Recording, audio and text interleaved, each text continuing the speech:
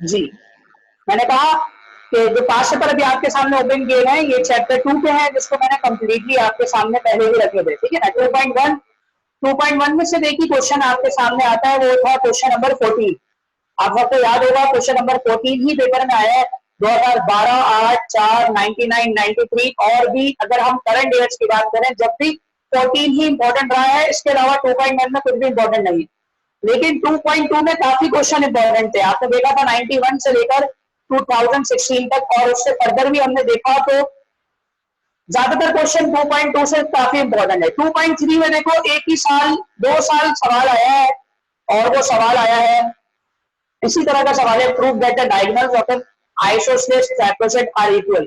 मतलब ये इस तरीके कंडीशन वाले क्वेश्चन है जो अभी हमने 2.4 के आखिरी के 4 क्वेश्चन किए। मैं तमाम बच्चों से कह रहा हूँ आखिर के जो 4 क्वेश्चन हमने किए हैं 2.4 के, वो थोड़े से इसलिए डिफरेंट है क्योंकि उसमें कुछ वैल्यूज गिवन नहीं है, हमने सपोजिशन की। तो वो जो सपोजिशन वाले क्वेश्चन होते हैं वो थोड़े से लेंथी होते हैं, और अगर वैल्यूज गिवन होती है तो सवाल आसान होता है, और वो पेपर में भी आए हैं, इसलिए आपको पहले इन्फॉर्म कर दिया था कि वो देख लीजिएगा, ठीक है। अब आ जाए 2.4, और आप बच्चों के सामने 2.4 के ये कुछ ईयर्स है, और नेक्स्ट पेज भी ओपन करूंगा तो कुछ ईयर्स आपको और सुनाई देंगे। तो यहाँ पर देखिए, find the equation of the locus of a moving point such that the slope of the line A 3,1 is 3 times the slope of the line joining the point B3,1। याद होगा आपको ये क्वेश्चन नंबर 2 का part 5 है, question number 2 का part 5। और मैंने आपको उस वक्त भी ये बात कही थी कि ये क्वेश्चन सबसे ज्यादा इंपॉर्टेंट है। क्वेश्चन नंबर 2 के सारे पार्ट बेकार है, सब आसान है, लेकिन ये वाला पार्ट जो है वो सबसे ज्यादा डिफरेंट है, तो इसलिए ये पेपर में दिया भी गया है। इन्होंने कहा था 3 टाइम्स ऑफ द स्लोप, मतलब एक स्लोप किसके बराबर है 3 टाइम्स ऑफ द स्लोप। तो बेटा आपके पास एक लाइन की 2 पॉइंट दिया है और एक लाइन का 1 पॉइंट दिया, आपको स्लोप निकालना है और 3 टाइम्स ऑफ द स्लोप से आपको मूविंग पॉइंट मालूम करना है। मूविंग पॉइंट मतलब एक्स की या वाई की वैल्यूज मालूम करनी, moving point locus of moving point मतलब एक्स वाई पॉइंट की वैल्यू मालूम करनी, ठीक है। अच्छा जी, आगे चले। 2015 using slope proof that the points are the vertices of right angle triangle। याद करो राइट एंगल ट्राइंगल के पूरे सवाल को कैसे किया था। ये कौन सा सवाल है, मेरा पहले क्वेश्चन नंबर 11 है। आपके पास 3 वर्टिसेस गिवन है, एक वर्टिसेस आपके पास गिवन है 12,8, ठीक है। एक वर्टेक्स आपके पास गिवन है -2,6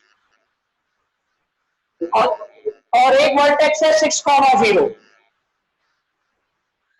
तो हम इसमें क्या करते थे, क्योंकि यूजिंग स्लोप का वर्ड मेंशन हुआ है, तो हम क्या करेंगे, हम तीनों स्लोप फाइंड करेंगे। M1 भी निकालेंगे, A, B, C। देखो ये M1 कहलाएगा, ये M2 कहलाएगा और ये M3 कहलाएगा। तो M1 भी निकालेंगे स्लोप के फॉर्मूले से, M2 भी निकालेंगे, M3 भी निकालेंगे। इन तीनों स्लोप में से 2 ऐसे स्लोप होंगे जो कि परपेंडिकुलर होंगे एक दूसरे के। अब परपेंडिकुलर की पहचान क्या होती है कि एक अगर 2/7 है तो दूसरा होगा -7/2। एक तो रेसिप्रोकल होगा, उल्टा साइन भी चेंज होगा। और या फिर एक अगर 7/2 है माइनस का, तो दूसरा क्या होगा 7 हो जाएगा लेकिन पॉजिटिव का, मतलब साइन भी चेंज हो जाएगा। तो ये 2 कौन से होंगे, M3 या M1 या M3 या M2, वो आपको खुद देखना पड़ेगा। और मैंने आपको जो ये सवाल कराया था 11 का, उसमें बताएगा मैंने डायग्राम भी प्रॉपर वे में बनाई है, तो आप भी डायग्राम प्रॉपर मैनर से ही बनाएंगे। प्रॉपर मैनर होता क्या है बेटे, प्रॉपर मैनर ये होता है कि मैं प्लेन के ऊपर ये चीज सपोज करूं कि 12,8 मेरे किस क्वाड्रेंट का पॉइंट है, इसी तरीके से 6,0 मेरे किस क्वाड्रेंट का पॉइंट है, तो आपको कुछ ऐसी डायग्राम बनती हुई नजर आएगी ट्राइंगल।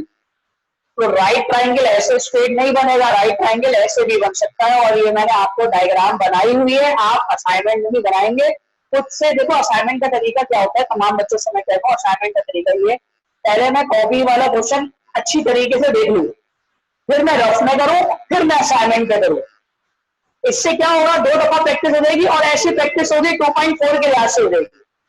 क्या मैंने बोला, एक दफा आप क्या करेंगे कॉपी से देख लिया आपने, फिर आपने रफ में किया, रफ से फिर आपने डायरेक्टली असाइनमेंट में किया, और असाइनमेंट में जब करेंगे तो गलती नहीं होगी, ठीक है, डायरेक्टली असाइनमेंट में करोगे तो गलती हो सकती है, ठीक है। 2014, 13 एंड 10 रिपीट क्वेश्चन आया है, द लाइन थ्रो 2,5, क्या आ जाओ मान लो इसके पास, the line throw 2,5 and -3, -2 is perpendicular the line through 4, -1 and x, 3 find x। अच्छा अब देखो जरा, इन्होंने एक लाइन के दो पॉइंट दे दिए, सपोज कर लो वो लाइन पे पॉइंट है 2,5 और एक पॉइंट है -3, -2, ठीक है बेटा, और दूसरी लाइन कह रहे हैं कि वो परपेंडिकुलर है उस लाइन के ऊपर, मतलब ये परपेंडिकुलर आपको शो भी हो रहा है, और उस लाइन का भी पॉइंट गिवन है, और वो लाइन के पॉइंट है 4, -1, ये मेरा ख्याल है 10 और 11, 10, 9 और 10, 4, -1 एक पॉइंट है, दूसरा पॉइंट आपको दिया हुआ है और वो दिया हुआ है x, 3। अच्छा अब क्या करना है, परपेंडिकुलर का वर्ड यूज हो रहा है, मैंने आपको बताया 2.4 में पैरेलल और परपेंडिकुलर का वर्ड, स्लोप का वर्ड, ये मेंशन करता है, ये आइडेंटिफाई करता है कि ये एक्सरसाइज किससे बिलोंग करती है, ये क्वेश्चन किस एक्सरसाइज से बिलोंग करता है, ये 2.4 से बिलोंग करता है, क्योंकि पैरेलल परपेंडिकुलर स्लोप हमने 2.4 में ही सीखा है। 2.2 में क्या सीखा था वो आपको मालूम है, रेशियोज के बारे में देखा था, और 2.1 में हमने सिर्फ डिस्टेंस के बारे में देखा था, लेकिन 2.4 में स्लोप के बारे में डिस्कस कर लिया। तो इसमें हमारे पास देखें परपेंडिकुलर की कंडीशन गिवन है, तो स्लोप की परपेंडिकुलर कंडीशन क्या होती है, m1 multiply by m2 is equal to -1, ठीक है, m1 multiply by m2 is equal to -1। देखिए ये जो पास पेपर वाली क्लास होती है इसमें बड़ा ध्यान लगाया करें, क्योंकि समझे इन्हीं में बोर्ड में से कोई क्वेश्चन आने वाला है, इसलिए मैं यहाँ करवा रहा हूँ, वरना मैं ऐसा होमवर्क आपको बोल दूँ आप कर लीजिएगा, क्योंकि ये क्वेश्चन किताब पे मौजूद है, सिर्फ एक क्वेश्चन के अलावा बाकी सारे क्वेश्चन किताब पे मौजूद है, लेकिन एक दफा समझाने का मकसद ये कि पिछली सब बातें रिवाइज हो रही है, तो जो सब बातें रिवाइज हो रही है ना वो रिकॉल करेंगे वो बच्चे जिन्होंने पढ़ा हुआ है, तो जाहिर सी बात है उनको एक एक बात क्लियर हो जाएगी, ठीक है। अब करना ये कि यहाँ से एक स्लोप निकालेंगे, यहाँ से एक स्लोप निकालेंगे, स्लोप का फॉर्मूला सबको पता है, y2 - 7 divide by x2 - x1, दोनों स्लोप है, उन दोनों स्लोप को परपेंडिकुलर कंडीशन में रख देंगे, परपेंडिकुलर कंडीशन में क्यों रखेंगे, क्योंकि सवाल में कुछ आया आपको कि दो लाइनें आपस में क्या है परपेंडिकुलर है, परपेंडिकुलर कंडीशन है क्या, m1 multiply by m2 is equal to -2, यहां से हमें किसकी वैल्यू निकालनी है, x की, और x की वैल्यू खुद निकल कर आएगी, इक्वेशन की तरफ में आपके सामने लीनियर इक्वेशन की फॉर्म में खुद निकल कर देगी। क्वेश्चन नंबर 10 मौजूद है ये आपका किताब का, तो बहुत आसान सवाल है, कोई मुश्किल नहीं है, 2005 में आया हुआ है, बल्कि 2014, 13 और 10 में आया हुआ है। 5 वाला क्वेश्चन देख लीजिए, कल वाला क्वेश्चन है क्वेश्चन नंबर 5, 2005 का, रिकॉर्डिंग मैं यूट्यूब में डाल चुका हूँ और ग्रुप में मैं उसको शेयर भी कर चुका हूँ, तो अगर किसी ने नहीं देखा तो उसकी गलती है, सही है, और मैंने डाला भी 12 बजे, 12, 12:30, 1 बजे तक डाला, ताकि आप यहाँ आने से पहले या क्लास शुरू करने से पहले देख सकते हो, 3 बजे 2 घंटे का टाइम होता है आपके पास। देखो 2005 का सवाल बिल्कुल वही है, show that the line segment joining the mid point of any two sides of a triangle is parallel to the third side and equal to 1/2 of its length. ये कल वाली बात कर ली थी हमने कि एक तो इन्होंने मिड पॉइंट्स भी चाहिए, तो मिड पॉइंट्स हमने दो साइड का निकाला था, AC और BC का, और फिर M1 M2 आने के बाद फिर हमने पैरेलल उसे सपोज किया था स्लोप निकाल के, स्लोप बराबर आए थे, और याद करें 0 आए थे, स्लोप 0 से प्रूफ हुआ, जब स्लोप आ गया था तो फिर हमें डिस्टेंस से भी प्रूफ करना, डिस्टेंस से प्रूफ क्या किया था कि एक का डिस्टेंस जो होगा दूसरे के डिस्टेंस का होगा, तो M1 M2 का आधा डिस्टेंस था AB के डिस्टेंस, AB जो है वो बड़ा था और M1 M2 छोटा था, तो AB का हाफ M1 M2 के बराबर, ठीक है। तो ये वाली बात 2005 में आई हुई है, और देखो बोर्ड में भी आई हुई है, तो बोर्ड में आई हुई है तो सेक्शन C में आई हुई है, मैंने बता दी थी, ठीक है। अब एक और पेज शेयर कर रहा हूँ, इसको स्क्रीनशॉट लेने जल्दी से, शाबाश, इसका स्क्रीनशॉट लेने और इसको ग्रुप में भी सेंड कर दें, ग्रुप में भी, व्हाट्सएप ग्रुप में भी कोई भी एक स्टूडेंट सेंड कर दे, ठीक है, ताकि फिर तमाम बच्चों को नजर आ जाए कि भाई पास पेपर का काम, अब मैं आपको डेट बताऊंगा कि आप कब देंगे, ये 2.4 के आधे सवाल हो गए, अब आधे सवाल नेक्स्ट पेज में मौजूद है, ठीक है।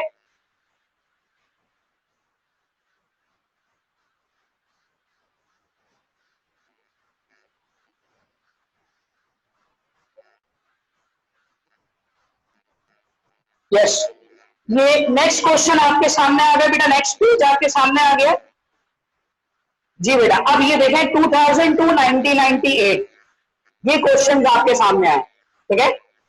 देखिए 2.5 से पहले पहले देखिए पेपर में सबसे ज्यादा क्वेश्चन देखिए 2.5 से आए थे, आप ये नोट भी कर रहे होंगे। 2.2 के बाद सबसे ज्यादा क्वेश्चन 2.5 से आए, तो सिर्फ 2.4 इतने क्वेश्चन इसलिए नहीं आए क्योंकि बहुत सारे क्वेश्चन रिपीट हुए, क्योंकि क्वेश्चन इंपॉर्टेंट है कहां से 9 से 21 तक, तो क्वेश्चन ज्यादा है ही नहीं। जब क्वेश्चन ज्यादा नहीं है तो इसका मतलब ये है कि पेपर में रिपीट हुएगा।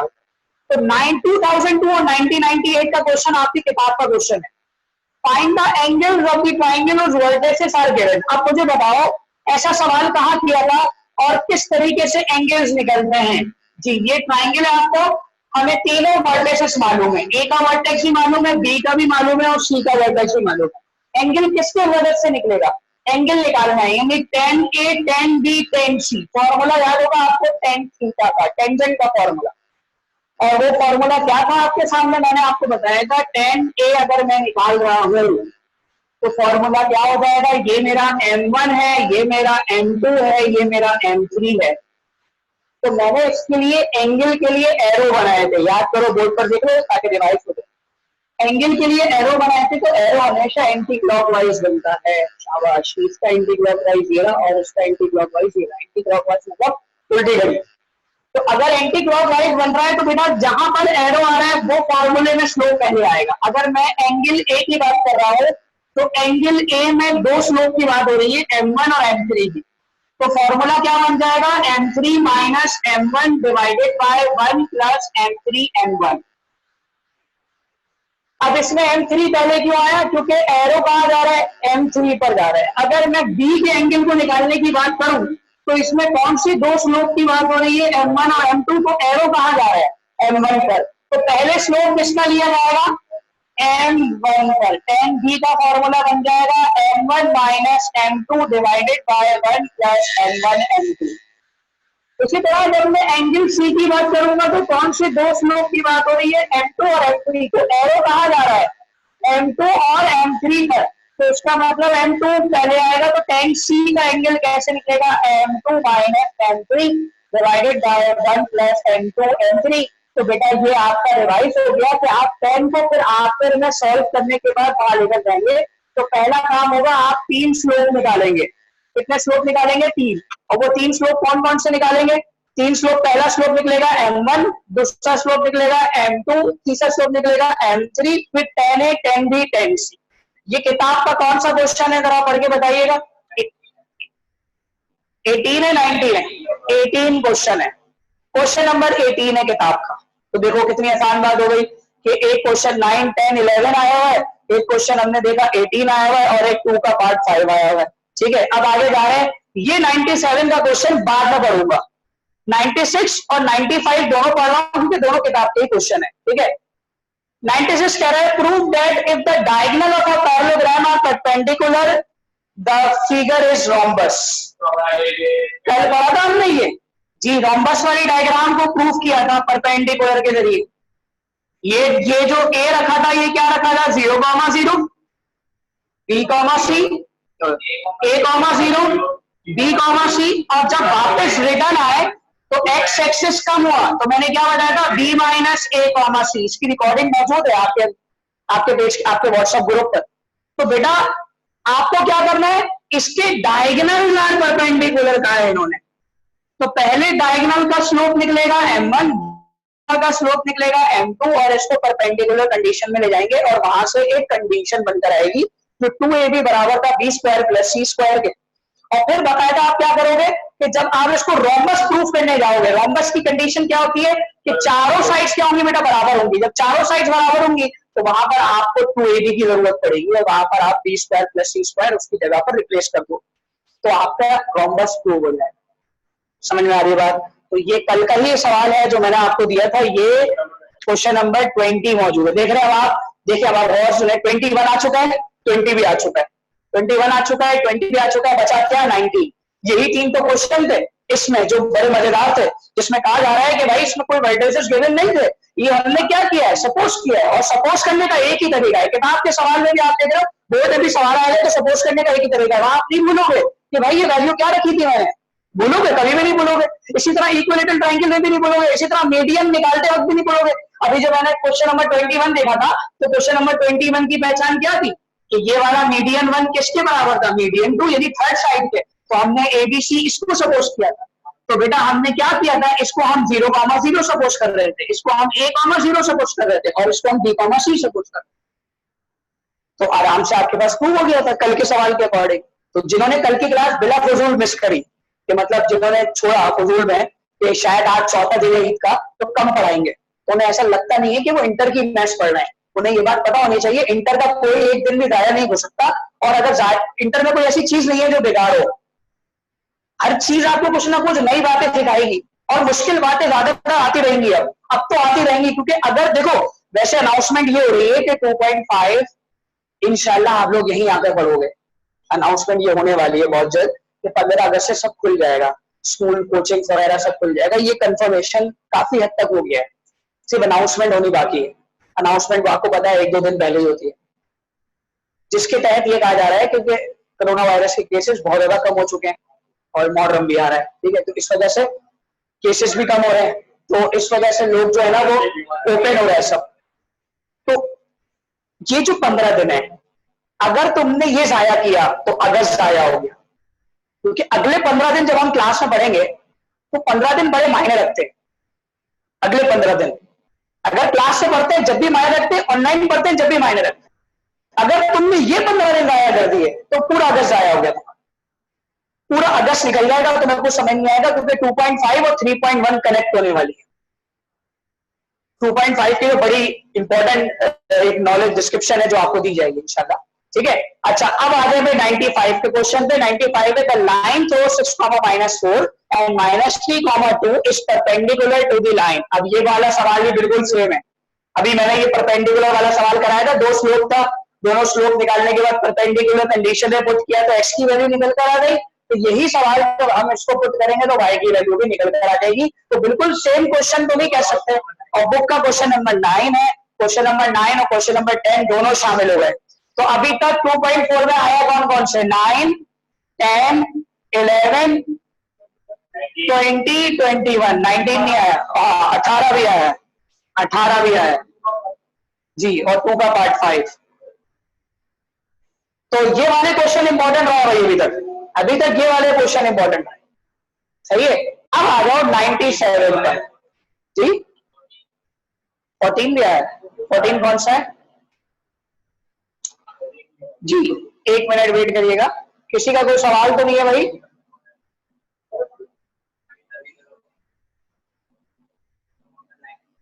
हाँ, तो वोट 18 जैसा ही है ना जी। अब आ जाओ मैं 97 के क्वेश्चन पर। 97 का क्वेश्चन कराऊंगा, फिर डेट बताऊंगा कि आप पास पेपर कब दोगे सॉल्व करके। ज्यादा क्वेश्चन तो है नहीं कि प्रॉब्लम हो। The point 3,3, 5, y and -4, -6 are the 3 consecutive vertices of a rectangle। तीनों consecutive vertices मौजूद हैं। फाइंड y, किसी पॉइंट पर y आ रहा है वो भी निकालना है और 4th वर्टेक्स भी निकालना है। सवाल बड़ा टेक्निकल है, बोर्ड पर भी देखिएगा साथ साथ, अगर बोर्ड पर नहीं देखेंगे समझ में नहीं आएगा। मैंने करना ये भी आपको ये समझाना है, पूरे सवाल को मैं डायग्राम के थ्रू समझाऊंगा, सही है। फायदा क्या है, बोर्ड तो यहां देखोगे, तो यहां दिख रहा हो जी। क्या बात बोली मैंने आपको बेटा कि 2.4 का ये सवाल नहीं है, उस जैसा कहीं मिलता जुलता सवाल है, एक रेक्टेंगल का सवाल मौजूद होगा, लेकिन 2.4 जैसा नहीं है कुछ। बुक का क्वेश्चन है, चेक करेंगे, बुक का क्वेश्चन मौजूद है, ये वाला पूरा कंप्लीट क्वेश्चन नहीं है, ये डिफरेंट कुछ और नई बातें भी कर रहा है, 4th वर्टेक्स निकालने की बातें भी कर रहा है। ऐसा कोई सवाल है? 12 क्वेश्चन होगा। रेक्टेंगल आपने बना लिया प्लेन के ऊपर, और सुनिए, रेक्टेंगल आपने प्लेन के ऊपर बना लिया, अगर 12 जैसा है तो फिर देख लिया। पहला वर्टेक्स आपके सामने दिया हुआ है जी, पहला वर्टेक्स आपके सामने दिया हुआ है बेटा 3,3, सपोज कर लेते हैं भाई ये ठीक है, लेकिन आप तो प्लेन के ऊपर प्रॉपर बनाओगे, प्लेन के ऊपर प्रॉपर बनाओगे। ठीक है, 3,3। दूसरा है 5,y, ये b, ये a, ये b, a और b। c है आपका, c है आपका -4,6। ठीक है, ये c है। और d नहीं मालूम है, क्या नहीं मालूम, d नहीं मालूम। मेरे वाले किताब पे क्वेश्चन है, क्वेश्चन नंबर 12। ठीक है, अब जरा सुने, सबसे पहले तो हमें क्या निकालना है, y। कैसे निकालेंगे y, क्या तरीकेदार होगा? क्वेश्चन नंबर 12 पे जाइए, चेक करिए क्वेश्चन नंबर 12 में कि आपने क्या काम किया था 12 के अंदर। जी, आप लोगों ने काम किया हुआ है 12 का, जाइए 12 में देखिए आप लोगों ने क्या किया था। स्टार्टिंग स्लोप ऑफ, जी, और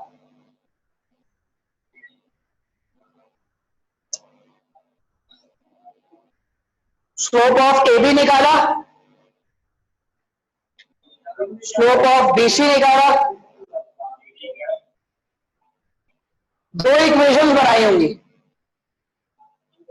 उन दोनों इक्वेशन को सिंप्लीफाई किया। देखें बेटा, आपको दो इक्वेशन बनानी है। हाँ, अब यहां पर एक मसला ये है, क्वेश्चन नंबर 12 अगर हम बुक का पढ़ते हैं तो बुक के अकॉर्डिंग यहां पर भी हमारे पास तीनों वर्टेक्स दिए हुए थे, तीनों वर्टेक्स पूरे पूरे दिए हुए थे, आप देखें अगर। लेकिन यहां पर एक वर्टेक्स 5,y दे दिया है। ये जो y है ना, ये मसला है, ये y मसला करेगा। क्योंकि सुनना जरा गौर से, मैं क्या करूंगा, पहले मैं स्लोप ऑफ ए बी निकालूंगा, स्लोप ऑफ सी डी निकालूंगा, क्योंकि दो पैरेलल लाइंस हैं। Slope of A B, slope of C D, plane पर ही पैरेलल होंगी। कैसे? ये ऐसे बन रही होंगी, सही है। Slope of A B, slope of C D, क्योंकि पैरेलल की वजह से इन दोनों को क्या रखोगे, बराबर। अब यहां पर एक चीज आ रही है, वो क्या है, y। सपोज कर लेते हैं कि स्लोप ऑफ ए बी निकाल रहे हैं आप, तो फॉर्मूला क्या बन जाएगा, y2 minus y1 divided by x2 minus x1, यही होता है। स्लोप ऑफ सी डी निकालने के लिए y2 minus y1 x2 minus x1। अब यहां पर अब आप समझो जरा गौर से, क्रॉस मल्टीप्लाई करोगे, ये x प्लस 4 वहां चला जाएगा, 5 माइनस 3 सॉल्व होने के बाद यहां चला जाएगा, x के साथ y आ जाएगा, एक्स वाई। तो एक्स वाई के साथ कौन सी इक्वेशन बन रही होगी, एक ऐसी इक्वेशन बन रही होगी जिसमें डबल वेरिएबल आ रहे होंगे। तो इसमें पहला काम क्या कर सकते हो तुम, सुनना बड़ा गौर से, क्या ये राइट एंगल ट्राइंगल बन रहा है, आपने तुम्हें आसान काम समझा रहा हूं। अगर ये y गिवन होता तो फिर तुम वही काम करते जो काम तुमने 12 में किया, ए बी निकालते, सी डी निकालते, एक लीनियर इक्वेशन यहां से बनती, एक लीनियर इक्वेशन यहां से बनती, तो उन दोनों लीनियर इक्वेशन को सॉल्व कर लेते। अब अगर तुम पहले y निकाल लो फिर ये काम कर सकते हो। y कैसे निकालोगे, क्या ये डायगोनल है, ये डायगोनल है, तो आप क्या करोगे, m1 m2 m3 तीनों स्लोप निकालोगे। ये चीज क्या बना रही है, राइट बनाएंगे, क्या बना रही है, तो बेटा दो स्लोप एक दूसरे की क्या हो जाएंगे, दो स्लोप एक दूसरे की क्या हो जाएंगे, परपेंडिकुलर हो जाएंगे। तो क्या होगा, एक में वेरिएबल आ रहा होगा, वेरिएबल क्या आ रहा होगा, बाय वाला आ रहा होगा वेरिएबल। बताओ ये वाला स्लोप ए बी और स्लोप बी सी, इन दोनों को उठाएंगे, m1 multiply by m2 is equal to -1 में पुट करेंगे, तो बेटा आपका y निकल कर आएगा। क्या निकल कर आएगा, सिर्फ y। अब जब y निकल कर आ जाएगा तो फिर क्वेश्चन नंबर 12 वाला काम करो, A B C D, B C A D, इन दोनों के स्लोप निकालोगे क्योंकि दोनों पैरेलल है, और पैरेलल से फिर आप इसको क्या करोगे, इक्वेशन बन जाएंगे, उन इक्वेशन को सॉल्व कर लोगे, एक्स और वाई निकल आएगा। 12 का आधा काम जब होगा जब y निकल कर आएगा। तो y कैसे निकालोगे, परपेंडिकुलर कंडीशन से। y निकालना परपेंडिकुलर कंडीशन से आसान है, तुमने अभी क्वेश्चन नंबर 9 में भी किया है और क्वेश्चन नंबर 10 में भी किया है। तो क्या करोगे, सिर्फ ये दो स्लोप निकालोगे, इन दोनों स्लोप में क्या होगा, एक दूसरे के क्या है, ये परपेंडिकुलर। तो पहले आपने ये बात समझनी होगी बेटा कि आपको y चाहिए। क्वेश्चन नंबर 12 में ऐसी कोई बात y में नहीं दी गई थी, तो इसलिए 97 का क्वेश्चन थोड़ा सा मुश्किल है। समझ में आ रही बात? ठीक है, तो कोशिश करिएगा, नहीं हुआ मैं कराऊंगा, सही है, इसकी रिकॉर्डिंग हो रही है, तो कोशिश करिएगा, नहीं हुआ तो मैं कराऊंगा, लेकिन आप कर लेंगे। अब आप तरीका समझ चुके हैं, इसको ड्रॉ कर ले अपने पास ताकि आपके लिए आसानी हो जाए। ये 97 का है।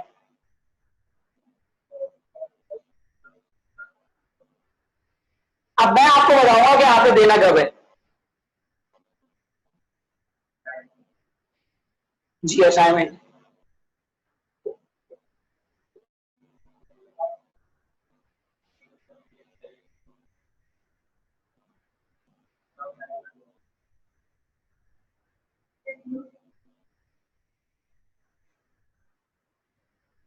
जी, सबसे पहली बात सुन ले सारे बच्चे मिलकर, मैंने क्या कहा आपको, आपको ये असाइनमेंट देना है अकॉर्डिंग टू डेट। आज 5 तारीख है, नेक्स्ट वीक हमारी क्लास होगी बेटे, नेक्स्ट वीक को जब हमारी कोई डेट होगी तो उसके अकॉर्डिंगली 17-18 नहीं हाँ 11-12, देखें 2 दिन बता रहा हूं, 11-12 इन 2 दिनों में असाइनमेंट जमा होंगे, 11 और 12 अगस्त तक। सही है, आज क्या है, आज 5 है, 6 दिन बहुत है भाई, ज्यादा क्वेश्चन है भी नहीं। सही है, 6 दिन बहुत है। सही है भाई, समझ में आ गई तो सबके? ठीक है, कोशिश करिएगा अपना असाइनमेंट बनाएं, दूसरे को हेल्प ना दें, हेल्प जरूर करें लेकिन समझाने के लिए, छापने के लिए हेल्प ना करें। इसका भी स्क्रीनशॉट ले लें जल्दी से ताकि फिर आप ग्रुप में डाल सके, इसका भी स्क्रीनशॉट ले लें, शाबाश, और ग्रुप में इसकी पिक्चर डाल दीजिएगा। ठीक है भाई, तमाम बच्चों को असाइनमेंट समझ में आ गए? चैट पे बताइए भाई जल्दी से, चैट में बताइए। आमिर, अफान, अरीशा, अरीबा, अशर, हदीका, खिजर, नबीरा, निहाल, मुस्करम हुई, जल्दी से बताइए भाई चैट पर, शाबाश, आगे कंफर्मेशन हो जाए भाई। जो सवाल आपको दिया गया है वो आप कर लेंगे।